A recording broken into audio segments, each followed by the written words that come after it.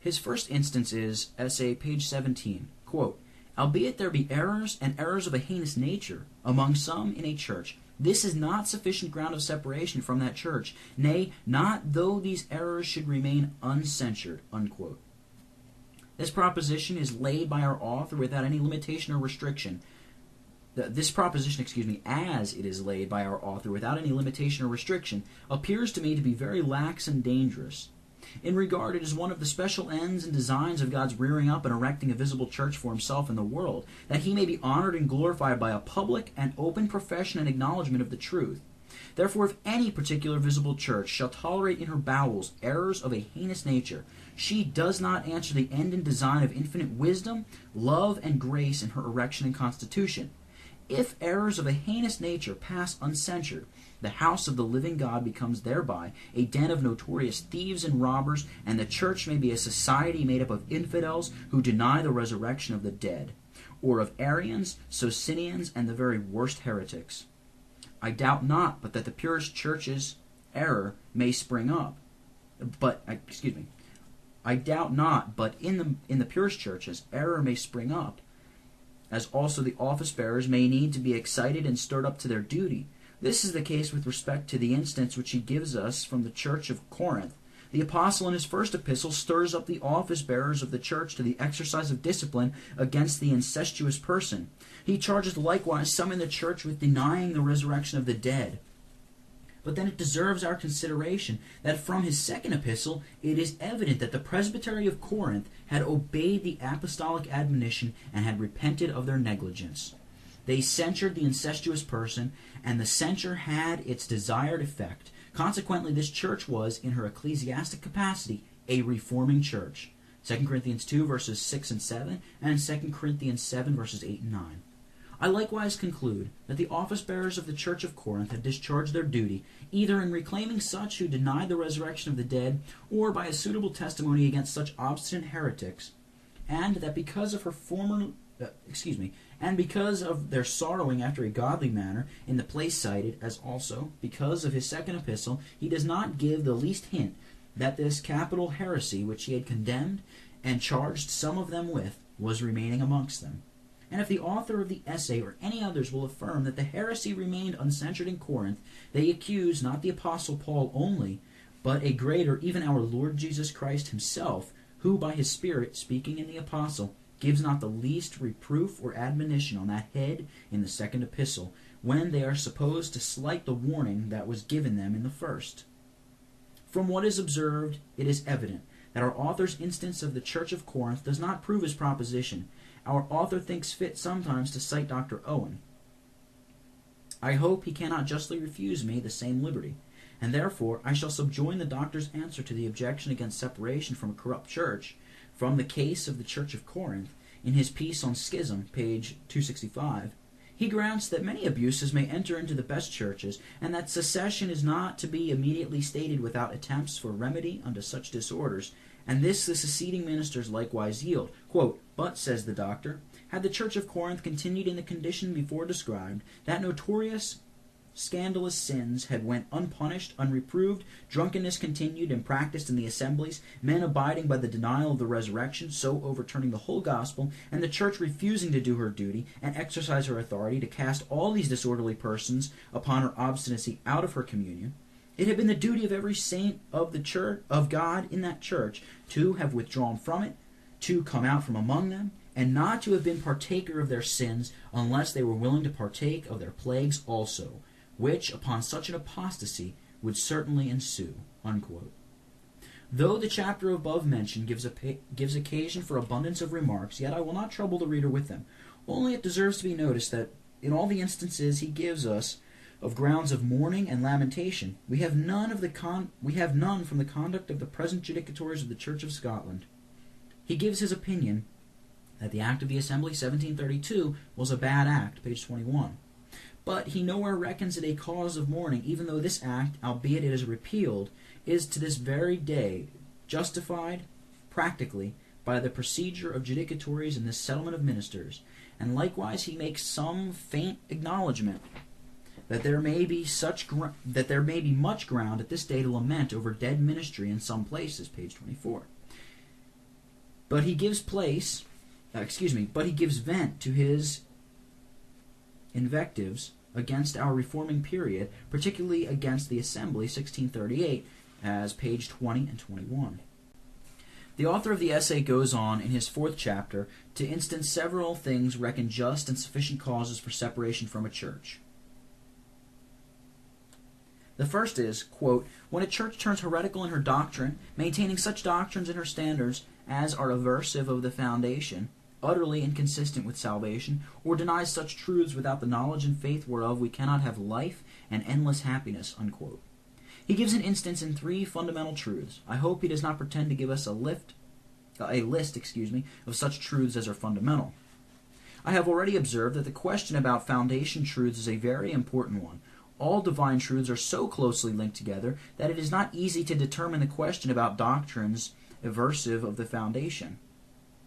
I may transcribe to this purpose some emphatic words of the author of the Fulfilling of the Scriptures, appendix page 511 and 512. Quote, truths comparatively small may be great in their season when they are the word of his patience.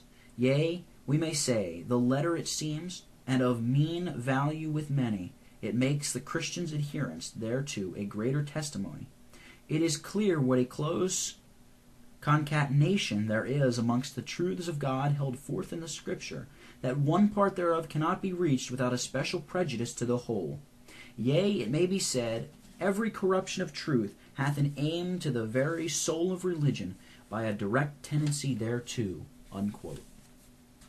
But whereas our author affirms in his above proposition that there is ground of separation from a church when she maintains such doctrines in her standards as are aversive of the foundation, there is a question that comes upon the field in the present dispute, that is, when the public standards of a church are sound, yet errors striking at the foundation and aversive of that scheme of doctrine contained in her confession of faith are brought to the bar of her judicatories, but they refuse to condemn them as contrary to her standards and give no suitable testimony against them, whether or not in this case that church is holding the foundation. And I am afraid this will be found to be the state of matters with the judicatories of this church, and if this is the case, there is as much ground for secession from them as if doctrines aversive of the foundation were maintained in her standards. A confession of faith is of no more use as a test of soundness in the faith of any church.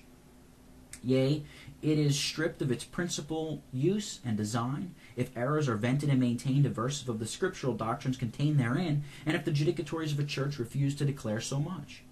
But though the author of the essay lays down the above proposition, that there is ground of separation from a church when she maintains such doctrines in her standards as are aversive of the foundation, yet we are at a loss to know what his real sentiment upon this head is.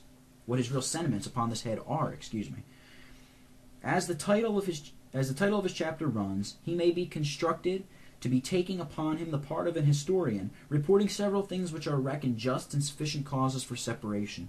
They are reckoned, says he, but by whom? He does not say expressly that he himself reckons them, and accordingly I find him once and again limiting and restricting the above proposition as page 16, quote, when defection from the truth is made in fundamentals, and the church's standards of doctrine are corrupted, and we required to approve thereof, unquote. And page 113, speaking of this national church, he says, quote, if it was true that her declared or professed doctrine is corrupt in fundamental points, and we are required to approve thereof, I should think it sufficient ground of separation, unquote. From the above instances, this author appears to me to be so ambiguous that it is a difficulty where to fix him. Yet from the passages I have cited, it appears very plain that in order to state a secession from a church on account of her errors in doctrine, 3 things must occur. First, the errors must be of such a nature as are utterly inconsistent with salvation. Secondly, they must be maintained by a church in her standards, yea, though such gross errors should be maintained in her standards, yet we must not state a secession from her, unless, in the third place, she requires us to approve thereof. At this rate, conjunction ought to be maintained, though she should make a public and open profession of errors utterly inconsistent with salvation, if she does not require of her several members that they approve thereof. If this is not to establish a profane syncretism or coalition with the adversaries of truth, condemned by the primitive church and by all Reformed divines, let the unprejudiced world judge. According to our author's principles, he cannot state a secession from the Church of Rome on account of her doctrinal errors. If she is pleaded to give him such indulgence as is not to require him to approve of the same, and the last age did afford instances of the popish party, their being willing to compromise matters with the Reformed after such a manner.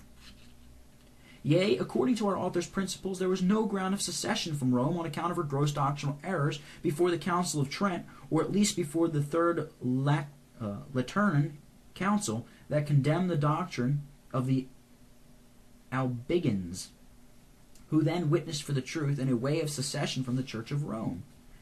The second instance, which he says is reckoned sufficient ground of separation from a church, is idolatry and worship. In his illustration of this, he tells us on page 27, quote, I am of their opinion, who think we are to separate from all false and corrupt worship in any church, though every corruption in worship is not sufficient ground of separation, unquote. Though he think fit to deliver his own opinion in this place, yet I am at a loss to understand how both parts of his above assertion can hang together. He tells us we are to separate from all false and corrupt worship, and yet he says every corruption in worship is not ground of separation. I wish he had told us what is that corruption in worship which falls not under the universal. All false and corrupt worship, or that he had told us what corruption there is in the worship of God, which he judges is not a sufficient ground of separation. For my part, I humbly think it may be made evident that wherever there is any corruption in the worship of God, it is a sufficient ground of separation from communion with the worshippers in their worship, in case they refuse to reform. The third instance he gives of what is reckoned ground of secession is laid in the following manner, quote, tyranny in the government of a church is reckoned just ground of separation by some, unquote. I am sorry that I have occasion so often to notice the ambiguous manner in which this author delivers himself upon such a weighty and important subject. He says tyranny, etc., is reckoned by some, but by whom? He should have told us plainly whether or not he himself reckons it a just ground of separation from a church. This way of treating such a grave subject has a native tendency to amuse or entangle his unthinking and unlearned reader. When he tells us tyranny is reckoned by some a just ground of separation, perhaps it is only by some 2 or 3 divines who have not duly considered the subject, and yet Mr. Shields, on church communion, mentions tyranny of government as one of the general grounds of separation commonly allowed by all. It is true, our author gives us an instance of one considerable divine, that is, Turretin, who mentions tyranny in government as a ground of separation. He has not directed us to the place, neither in this nor the former page where he cites Turretin, but the reader will find the passage he cites in his dispute upon the necessity of secession from the Church of Rome. Our author observes that, according to Turretin, quote, it is not every disorder in the government of a church which is a ground of separation, but most cruel tyranny and intolerable persecution both of soul and body, unquote. But, as that learned divine in the place cited states the question concerning secession from the Church of Rome, he sets his argument in as strong light as matter of fact could support the same.